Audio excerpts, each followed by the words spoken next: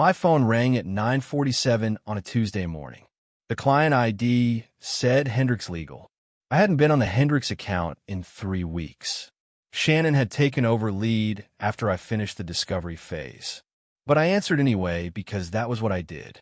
Marcus Hendricks didn't say hello. He said, "I'm sorry to hear you left the project." I was going to push back, but Shannon assured us you were already gone. I said, "I haven't left anything." There was a long pause. Then he said, "She told us last Thursday that you were no longer involved. We've been briefing without you." I didn't correct him.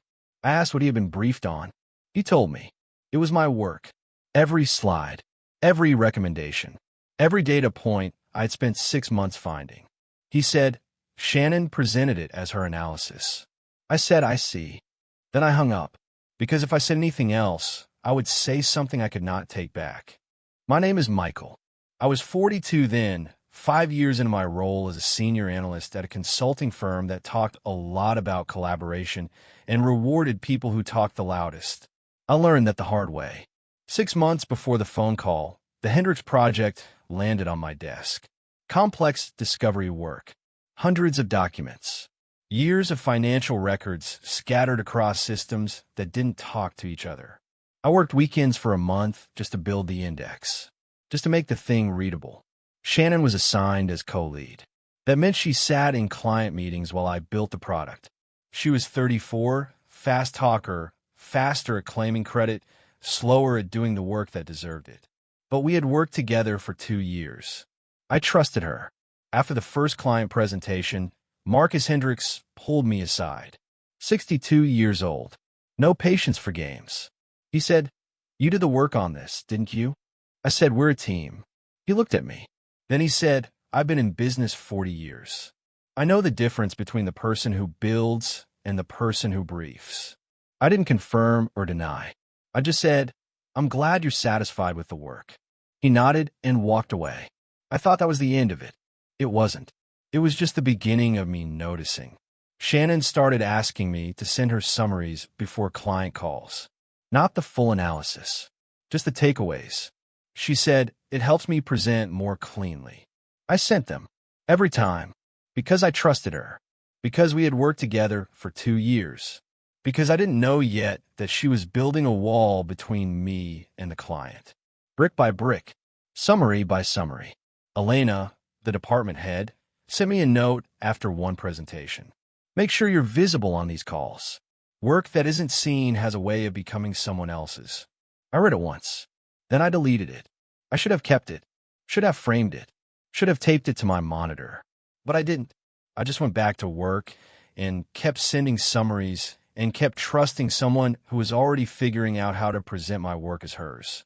Shannon started CCing me less on client emails. She said, "I don't want to overwhelm them." I asked to see the correspondence anyway. She sent me screenshots. Not the full threads, just her responses. I never saw what the clients asked, just what she told them. Leo came to my desk one afternoon. He was uncomfortable. Junior analyst. Quiet. Took notes on everything, including things no one asked him to track. He said, "Shannon told the Hendricks team that you were transitioning off the account." I said, "I'm not transitioning off anything." He said, "I know. That's why I'm telling you." He handed me a printed email. Shannon to Marcus Hendricks. "We're streamlining the team to improve responsiveness. Michael will be moving to other priorities." I read it twice.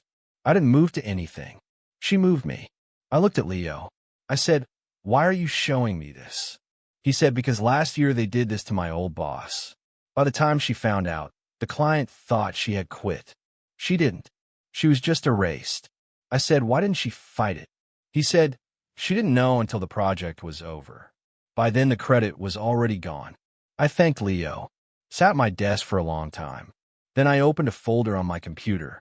Labeled it Hendricks Records. I started keeping my own copies. Emails. Summaries. Timelines. Everything I had sent Shannon. Every question I had answered. Every weekend I had worked. I didn't know what I was going to do with it. I just knew I needed to have it. I confronted Shannon the next day. Casually. In the kitchen. She was making tea. I said, "I saw you told Hendricks I was moving to other priorities." She didn't blink. Didn't pause. She said, "You seemed overworked." "I was protecting you." I said, "From what?" She said, "From burnout. You're too close to the work." I was trying to help. Her voice was friendly, warm even, but her eyes were not. That was the first time I saw it clearly. Not incompetence, not carelessness, calculation. She had looked at my work and decided it would look better under her name. And she had told herself a story about why that was okay. Protecting me, streamlining the team, improving responsiveness. Words that meant nothing covering an act that meant everything. I didn't say anything else. I just walked back to my desk and added another file to the folder. I was going to need it. I just didn't know how much yet. 3 weeks before the Tuesday call, I wasn't on the Hendricks email thread anymore. Wasn't invited to weekly status calls. When I asked Shannon, she said the client requested a smaller team. I asked Marcus directly at a networking event. Cocktail hour. Fluorescent lights. He said, "I didn't request anything. But Shannon said you were shifting to internal projects." I stood there with my drink. He looked at me. Then he said, "Is everything all right?" I said, "Everything is fine." He said, "You just lied to me." I said, "What?" He said, "Everything is not fine. I can see on your face. But you're not going to tell me what's wrong because you're professional. So I'll tell you what I see. Someone is managing you off my account, and you're letting them." I said nothing. He said, "I like your work better when you were on the calls. Figure out how to get back on them." Then he walked away. I went to Elena the next morning. Department head. Sharp. Had seen this movie before. I told her what Marcus said. She nodded. She said, "I was wondering when you'd come to me." I said, "You knew?" She said, "I suspected, but I needed you to see it yourself. If I had told you, Shannon would have said I was playing favorites. Now you have evidence." She pulled the email logs. Shannon had been BCCing herself on every client communication and forwarding only selected responses to me. The full threads showed client questions I had never seen. Questions about my analysis. Questions about my methodology. Questions Shannon had answered herself, without me. I sat there reading through them, page after page. Clients asking for clarification on work I had done, and Shannon replying as if she had done it, as if I wasn't there, as if I had never existed on the project at all. Elena said, "What do you want to do?" I said, "I don't know yet." She said, "You have 3 weeks until the quarterly review. Shannon is presenting the Hendricks project as her own. If you want to correct the record, that's your window." I printed the email logs, added them to my folder. 3 weeks. I had 3 weeks to decide whether to let someone erase me or to stand up in a room full of people and tell the truth. I didn't know which one was harder. I just knew I couldn't unsee what I just read. Tuesday morning, 9:47 a.m. Marcus Hendricks called me. He said, "I'm sorry to hear you left the project." I said, "I haven't left anything." A long pause. Then he said, "Shannon told us last Thursday that you were no longer involved." I asked what she had presented. He told me. My work, my slides, my recommendations. Her name at the top of every page. He said the deck was 18 slides. She presented for 45 minutes. Not once did she mention your name. I sat there with the phone against my ear and my office door closed and watched my own reflection in the dark monitor. Marcus said, "I'm forwarding you the deck she sent. Tell me if this looks familiar." The email arrived. I opened it. Slide 3 was my data visualization, the one I had spent a full weekend refining because the client needed to see the pattern, not just the numbers. Slide 7 was my risk analysis, rebuilt 3 times because the first 2 versions weren't precise enough. Slide 12 was my final recommendation, word for word. I had written that paragraph at 11 p.m. on a Wednesday, alone in my home office after my family had gone to bed. Shannon's name was in the footer. Mine was nowhere. Marcus said, "What do you want me to do?" I said, "Nothing. Don't cancel any meetings. Don't tell her I called. Just invite me to the next presentation. Don't tell her I'm coming." He said, "That's going to be uncomfortable." I said, "She made it uncomfortable when she erased me from work I did. I'm just showing up." Another pause. Then he said, "I'll send the invite." The calendar invite arrived 20 minutes later. Next Thursday, 10 a.m. Hendricks Quarterly Review. Shannon was listed as the presenter. I was not listed at all. I forwarded it to Elena. She wrote back in under a minute. I'll be there too. I didn't tell Shannon I was coming. Didn't tell anyone except Elena and Marcus. I went to work, did my other projects, smiled at Shannon in the hallway. She smiled back. She had no idea. That was the strangest part. Walking past her desk, hearing her laugh with someone about something trivial, watching her sip her coffee like she hadn't spent 3 months carefully removing my name from everything I built. She asked me about my weekend on Wednesday morning. I told her it was fine. She said, "Good, good," and turned back to her screen. The performance was seamless. Patricia came to my desk on Wednesday afternoon. Shannon's assistant. Young, loyal to whoever signed her timesheet. She was shaking. Her hands were actually shaking. She said, "Shannon asked me to delete some emails from the server, from the Hendricks account." I said, "What kind of emails?" She said, "The ones where clients ask for you by name." She looked over her shoulder. Then she said there were 7 of them over the past 2 months. Different people on the Hendricks team. They all said some version of, "Can you make sure Michael is still on this?" I said, "Did you delete them?" She looked at me, swallowed. Then she said, "I made copies first. I don't know why. I just felt like I should." Her voice cracked on the last word. I asked why she was telling me this. She said, "Because last year they did this to someone in accounting." She didn't find out until she tried to use the project for her review. The emails were gone. She couldn't prove anything. Patricia looked down at her hands. She quit. No one believed her. Then she handed me a USB drive.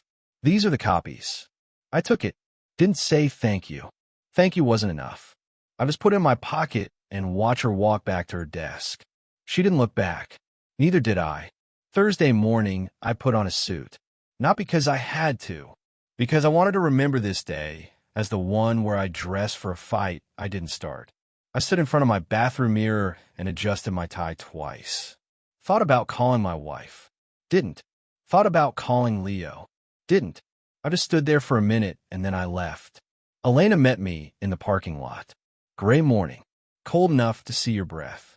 She was wearing a black blazer and carrying a leather notebook. She looked at me head to toe. Then she said, "Are you ready?" I said no. She said, "Good. That means you're not enjoying this." We walked in together. Through the lobby. Past security. Up the elevator. The receptionist pointed us toward the conference room. Big glass walls. Long table. Marcus was there. 3 other people from his team. And Shannon. Standing at the front with a clicker in her hand and a slide on the screen behind her. I could hear her voice through the door. She was already talking, already presenting, already claiming. Slide 3, probably. The data visualization I had built. Her name in the footer. I stood outside for a moment. Elena waited. She didn't rush me. Didn't ask if I was sure. Just stood there with her notebook and her black blazer and her face that said she had seen this before and would see it again. Then I opened the door. I walked into the conference room at 10 a.m.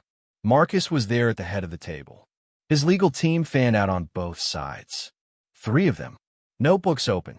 Pens ready.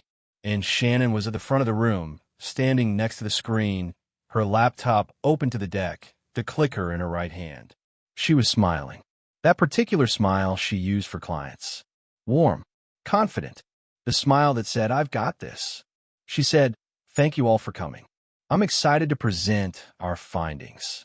That's when I walked in. Not loudly, not dramatically. Just opened the door and stepped through. Shannon saw me. Her smile didn't drop. It froze, like someone had hit pause on her face while the rest of her kept going. She said, "I wasn't expecting you." I said, "I know." I walked to the back of the room, sat down in a chair against the wall. Elena came in behind me and sat next to me. No explanation, no announcement. Just 2 people in the back of a conference room where one of them wasn't supposed to be. Shannon looked at Marcus. Her head tilted slightly. Question mark. Marcus said, "I invited him. He's still on the project." "Isn't he?" Shannon's face did something complicated. Anger first. A flash of it behind her eyes.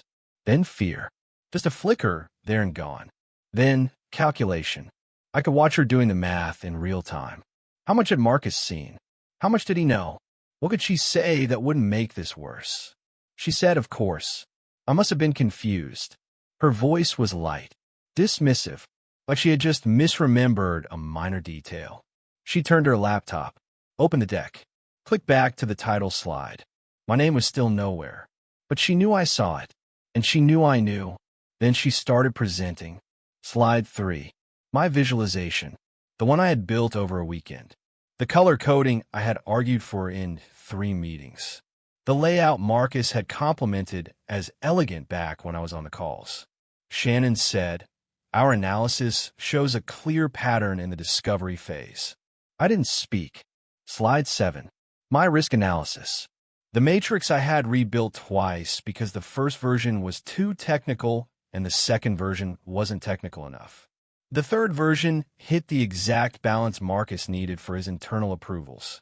Shannon said, we identified several key exposures that require mitigation. I didn't speak.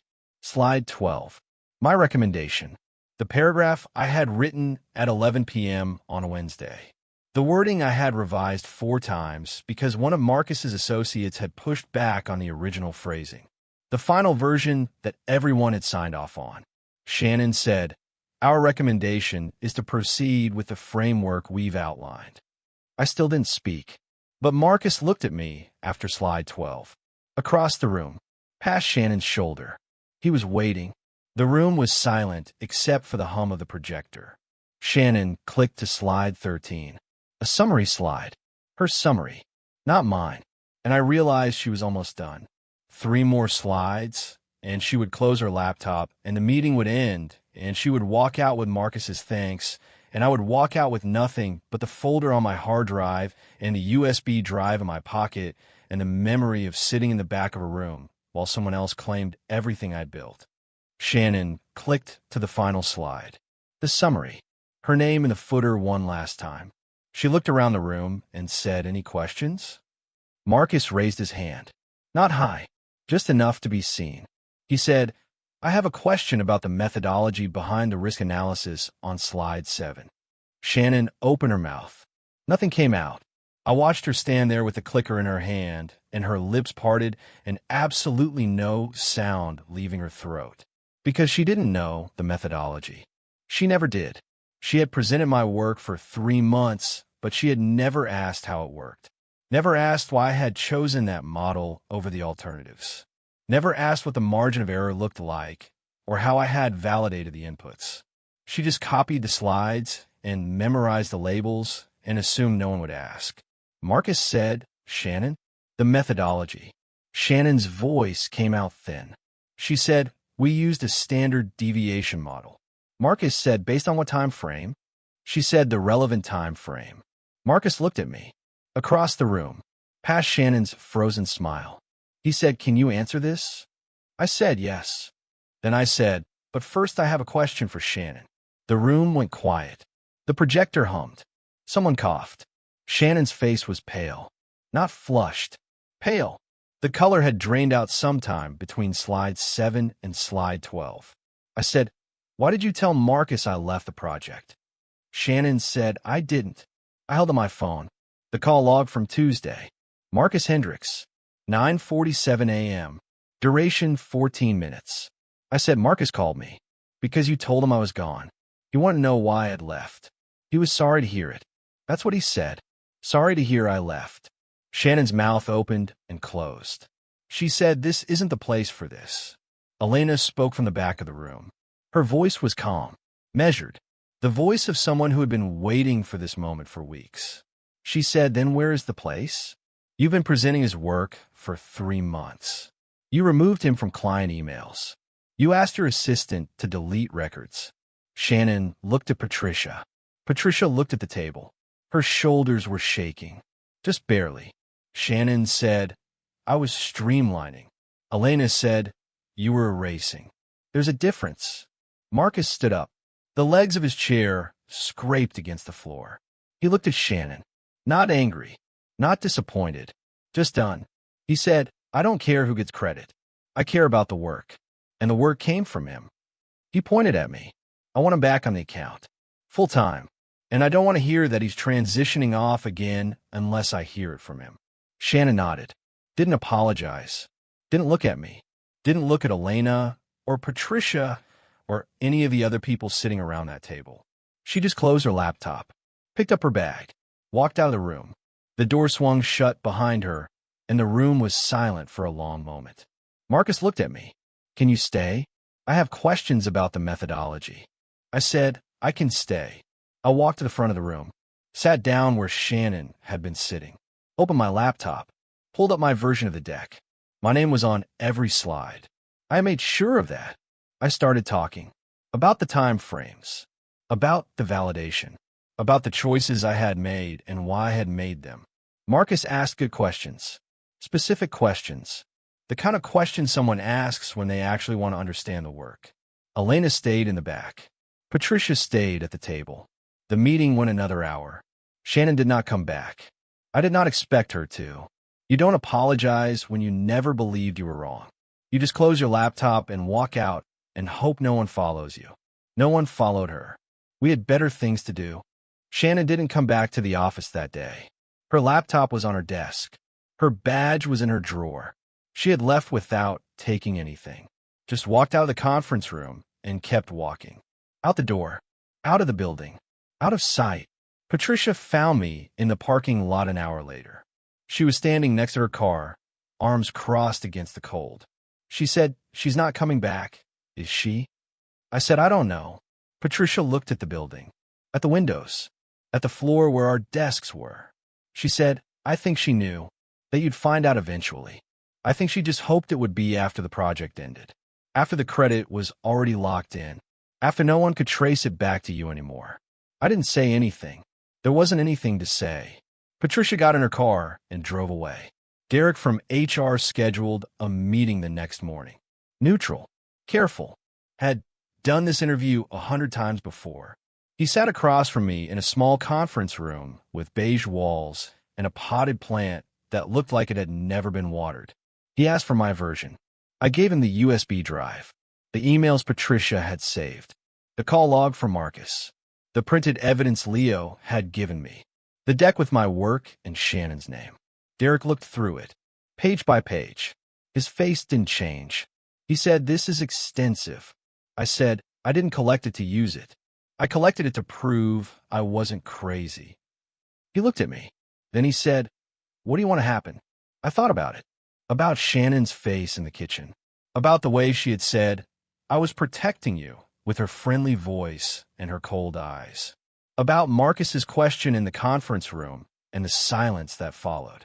I said, I want her to stop. Derek said, stop what? I said, stop taking credit for work she didn't do. Stop erasing people because they make her feel threatened. I don't want her fired. I want her to see what she did. Derek put his pen down. He said, that's not how HR works. I said, I know, but you asked what I wanted. 3 days later, Shannon was put on administrative leave. Then she resigned. No announcement. No email to the team. No goodbye. She just stopped appearing in the system. Her name came off the org chart. Her photo disappeared from the directory, like she had never been there at all. Patricia told me over text. She's gone. She resigned this morning. Then another message. She blamed you. Said you should have come to her first. I typed back, I did come to her first. In the kitchen. She told me she was protecting me. Patricia read the message. 3 dots appeared, then disappeared, then appeared again, then nothing. She didn't write back. There wasn't anything to say. I sat at my desk that afternoon and stared at the place where Shannon's monitor used to be. The desk was empty now, clean, ready for someone else. She never apologized. Not once. Not in the conference room. Not in the kitchen. Not through Derek. Not through Patricia. Not through anyone. The absence of apology hung in the air like a smell you couldn't name. Not quite regret. Not quite defiance. Just nothing. The same nothing she had given me when I stood in the kitchen and asked what she was protecting me from. The same nothing she had given Marcus when he asked about the methodology. The same nothing she had given everyone who ever trusted her and woke up one day to find their name had been deleted. I thought about what Derek had asked. What do you want to happen?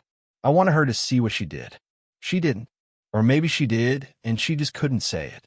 Some people would rather disappear than admit they were wrong. Shannon chose disappear, and that was its own kind of apology. The kind that said I know what I did, and I would rather leave than face it. I just wasn't sure that was enough.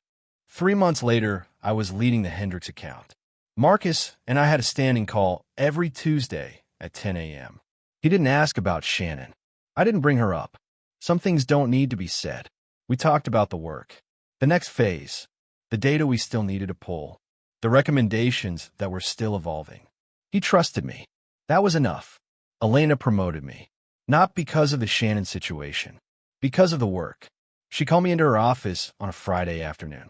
Same leather notebook, same black blazer. She said, "You prove you could do it." That was never in question. What you proved this time was that you'd fight for it. That's different. I said, "I didn't fight for credit. I fought for the truth." She said, "Same thing in this business." I thought about that, about the difference between credit and truth, about the way Shannon had taken my slides and put her name on them, about the way she had told Marcus I left when I was still at my desk every day. She wanted credit. I wanted people to know where the work actually came from. Those weren't the same thing. But Elena was right. In this business, they might as well have been. Leo transferred to my team. He brought his notebooks. All of them. The ones from the Hendricks project. The ones from before. The ones from projects I didn't even know he had worked on. He kept taking notes. I asked him why. He said, "Because someone should. And you're the first person here who didn't tell me I was paranoid." I said, "You weren't paranoid. You were paying attention. That's not the same thing either." He smiled. First time I'd seen him smile. It changed his whole face. Made him look younger. Less tired. I made a mental note to make him smile more often. People who pay attention deserve to smile. I sat in my office after Leo left. The door was glass. Everyone could see me. That was the point. Work that was seen didn't get erased. I learned that the hard way. Through 6 months of summaries and screenshots and deleted emails. Through a phone call from a client who noticed I was gone before my own boss did. Through a conference room where I sat in the back and watched someone else present my work until I couldn't anymore. But I learned it. And now everyone who walked past my door knew exactly who did the work at the desk inside. Not because of a nameplate. Not because of an org chart. Because the clients called me directly. That was how you knew. Not from titles. From phone calls at 9:47 a.m. on a Tuesday from a man who noticed when you were gone. Marcus called last week. Not about the project. About a new one. He said, "I have something else I think you'd be good at. But only if you lead it. No co-leads. No teams I can't see." I said, "I'll take it." He said, "I know you will." That's why I called. That's the story. Not revenge. Not a dramatic exit. Not Shannon crying or apologizing or learning her lesson. Just a quiet phone call, a conference room, and one question that couldn't be answered by someone who didn't do the work. The rest took care of itself. I'm over it where silence ends. When did someone try to erase your work? And how did you prove it was yours?